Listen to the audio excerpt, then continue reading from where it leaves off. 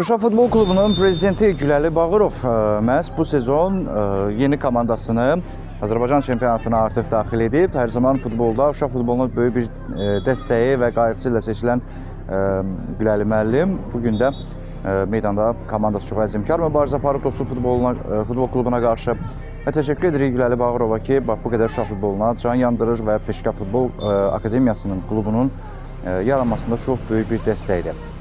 Şuşa Peşkar Futbol Klubundan yanımızda Adəm Əsgərovlu, hansı Adəm ki, İspanlarla geniş əlaqəsi olan, hansı ki, Azərbaycandan İspaniyaya dəfələrcə yaxşı nümunəvi Azərbaycanlı futbolçuları yönəldə bilən və onların karyerasını zənginləşdirən bir baş məşqçi. Eyni zamanda özünün də Peşkar Futbol karyerasında 4 Peşkar Futbol Klubunda aparıcı oyunculardan biri olub, lakin indi isə məşqçi postunda. Daha da klubundan da yaxşı tanıyırıq Adəm Əsgərovu. Adəm müəllim, salamlayıram sizi.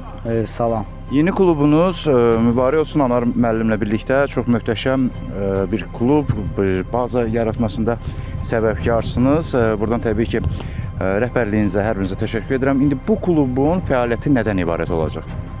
Əvvəla belə deyim, bugünkü bu Zəfər bayramına görə birinci əvvəla şəhidlərimizə Allah rəhmət eləsin, qazilərimizə can sağlığı.